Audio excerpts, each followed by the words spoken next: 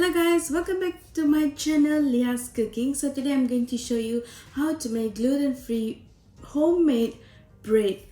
I would really say specifically it's like an artisan bread. So that's what I'm going to do today, and I'm going to show you how to do it and what are the ingredients that I'm using it. If you do follow me in Instagram and Facebook, recently I have posted my first batch of gluten-free artisan bread for about 1 week ago. So I kept the bread about 6 days. Keep the breads frozen once you bake and cool down, and you can keep it for up to 1 week. So let's see what are the ingredients that I'm going to use. So if you have a measurement, please do so. If you don't have a measurement, it's okay. You can use something cup measurements as something like these kind of measurements. So let's get into the ingredients. So first you need a bowl. Put on top of your measurements and turn it on. Okay. Then you're going to pour honey. You can use any kind of honey, whatever honey that you have at home. So I'm using here is Manuka honey that I have. Well, it's given by my patient. Yeah. So pour about 20 to 25 grams of honey into a bowl. 20 to 25 grams is equal to 1 tablespoon. So pour everything in.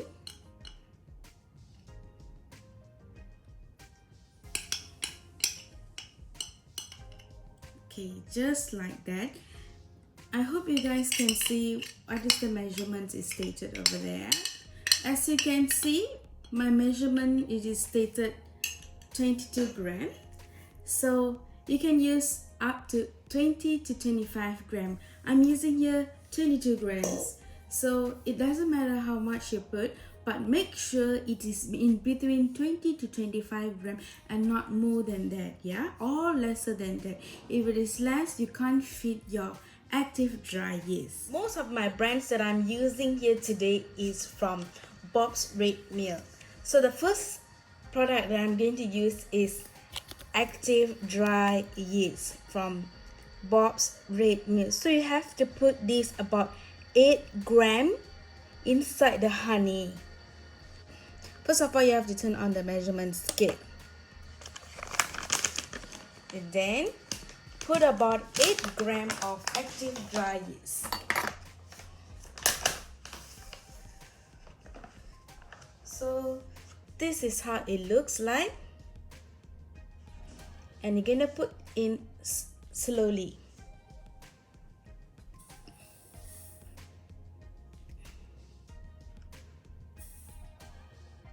Until it reaches 8 grams of it.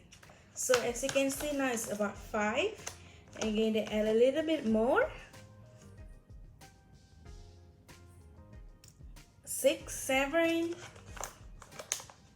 If you don't want to have a lot of yeast in your bread, you can just reduce to 6, but not lesser than 6. So it's about 8 grams now. And after this, I'm going to add 400 grams of water. So the water here has to be like lukewarm water, not too hot, not too cold. So I already boiled my hot water and already put in a room temperature, so it has been cooled down, whereby you actually can drink the water, but it is still warm. So I'm going to pour 400 grams.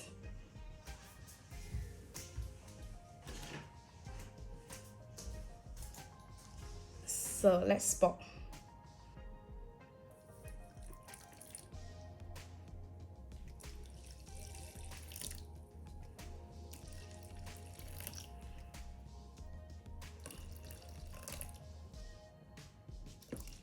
So as you can see here now, it's 400 grams. And now I'm going to give a good stir to it. So remember guys, make sure the water is not too hot.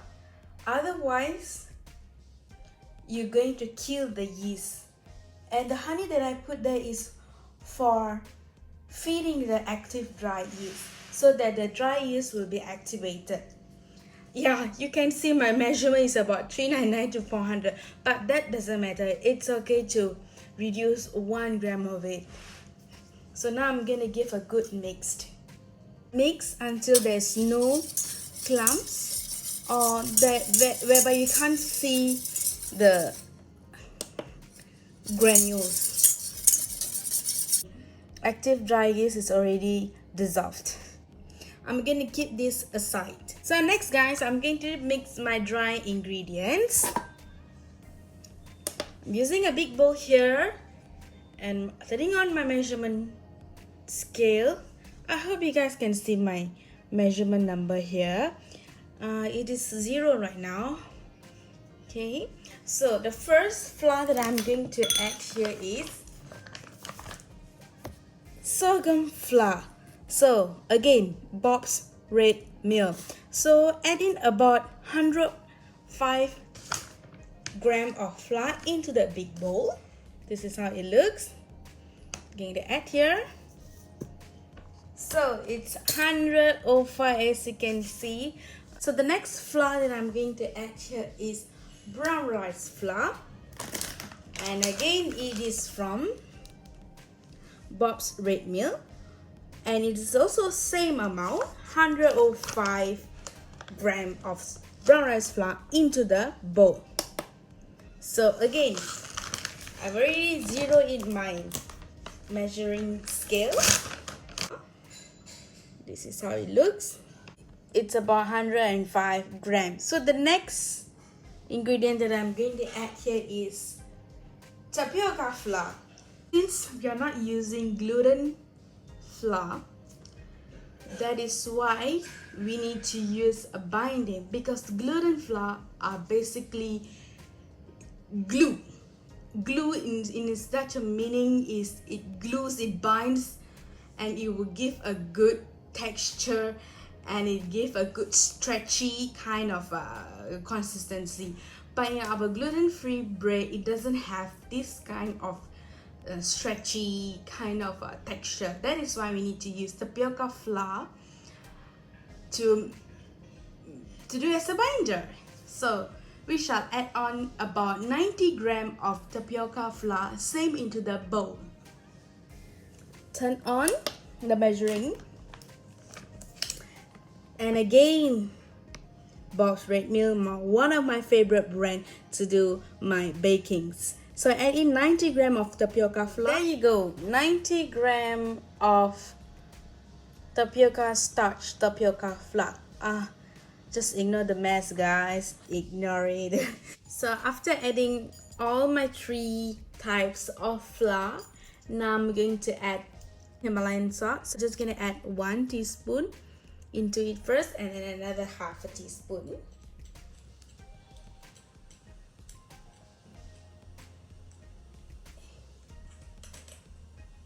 Alright, so another half a teaspoon into it. And next I'm going to put in is seeds. You can use any types of seeds. So here I'm using pumpkin seeds and sunflower seeds. And going to throw it into the bowl as much as you want. Doesn't matter how much. Here I have dried cranberries and dried blueberries. So I'm just going to mix it later part. I don't want to mix it early because since we have added in brown rice flour into the bowl, brown rice flour will actually absorb all the moistures that has been inside these dried fruits, because it's dry. As you can see, it's still a bit of more moisture, so you don't want the brown rice to absorb all the moisture from pre-mixing it. Now you have to wait until your dry is been activated. So after this, I'm just gonna give a quick stir to it so that all the flours are all evenly distributed. After I've mixed my multiple flour with my seeds, this is how it looks, all evenly distributed with one color. You can see only one color, not different colors. Yeah, So after this, I'm going to add on my wet ingredients. We have kept the yeast for about half an hour now. So this is how it looks. As you can see, I move closer. You can see bubbles are forming up. And if you actually hear it, you can hear the bubbles are popping. Can you see, guys? So this is how your active dry yeast looks like. It must be like this. Have bubbles forms, and if it is not like this, that means your active dry yeast that you had could be spoiled or maybe old. You have to just change it and redo again the method, and make sure the water temperature is not too hot. If it is too hot, enough bubbles will not appear and your yeast might die. So this is how my yeast looks like. So have a look, guys. Can you see? Can you see? Yeah, this is how you're supposed. The yeast are active. This is the indications that the yeast are active, and you can straight away add on the next ingredients to this yeast. The next ingredient that I'm going to add into the yeast, which is psyllium fiber, one of the best product that I ever use for my baking. It's gluten free as well. So I'm going to add about 15 grams of psyllium fiber. It's exactly 15 grams of psyllium husk, and this is how it looks like.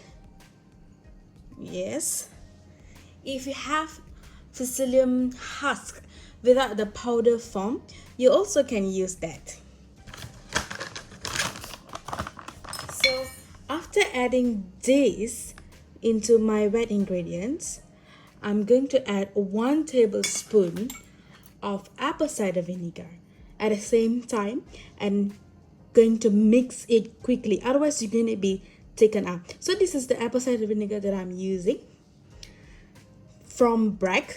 Pour about 1 tablespoon directly into the wet ingredients. Pour the psyllium husk just inside here and let it sit for about another 5 to 10 minutes. And there you go, and give a good stir. It will thicken up very fast. As you can see, it forms bubbles. Yeah, that's how it's the chemical reactions it is. Make sure all the parts has been dissolved, yeah, including the sides. Scrape it out and mix it into the wet yeast. And this is how it looks. So let it sit for about 5 to 10 minutes, then we'll show you what is the next step. While my wet ingredients getting set, I'm going to toss in the dry fruits and then mix it. This is how it looks. So I'm going to add about 1 tablespoon, I would say 15 mils of apple cider vinegar. Don't worry, the apple cider vinegar will not taste into your bread. The purpose that I'm using apple cider vinegar here in my wet ingredients is because I don't want the honey to be so sweet. You know, honey is sweet. I don't want my bread to be sweet. So this apple cider vinegar will actually neutralize your honey, so you won't be so honey bunny bread here. So let's add 15 mils of apple cider vinegar into it and mix it well.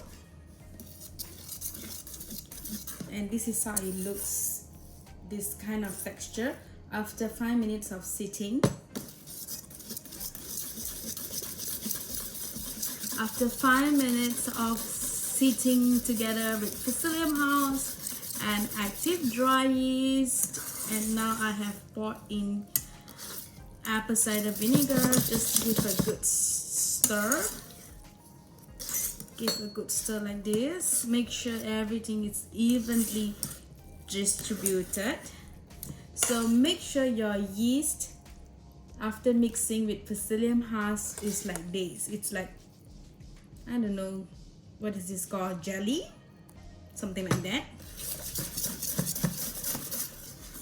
It must be like this, yeah, for your bread. Guys, you know what I'm going to say. If you already watched till so far now, if you haven't subscribed to my channel, do subscribe and click the bell icon, and also hit the like button for my videos. Don't worry, I'm gonna upload more videos in upcoming days. So let this sit for about another 5 minutes. So after 5 minutes, this is how it looks like. And I'm going to add this into the dry ingredients.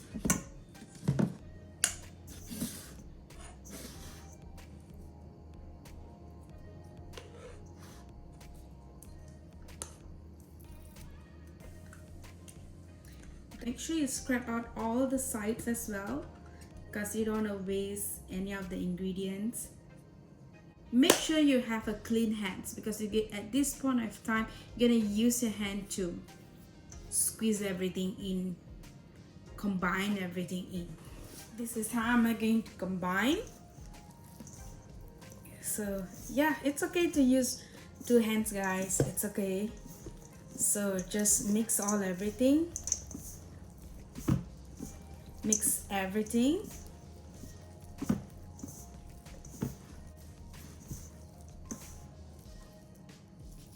At the same time, just scrape it out, all the ingredients that are sticking into your hands, and then mix that again and again. Make sure all the flours are mixed well with the wet ingredients, and then just scrape it out. As I told you earlier, make sure your fingernails are clean, your hands are clean, because you don't want to spread any E. coli or any other bacteria to any of your family members or friends, you know. And make sure, guys, do not add any water inside this mixture. So guys, this is how it looks after I mix everything up. Now I'm gonna wash my hand and knead the dough. I've already washed my hands. I'm going to toss brown rice flour a little bit on my board here so that I can knead the dough furthermore. So I'm going to sprinkle a little bit of brown rice flour and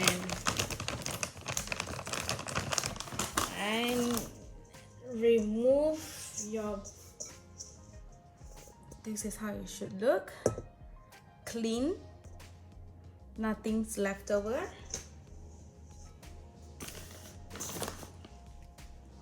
This is how it looks, and put in here. I'm gonna knead the dough now. So all you have to do is take a bit and press it down, take a bit on the side and press it down, and press it down here, and then go. This is how you knead.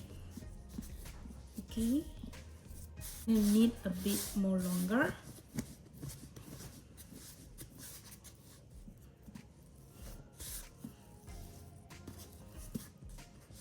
Don't worry about the fruits that is coming out. It won't come out. It will just stick inside the flour. Okay. Just play with it around.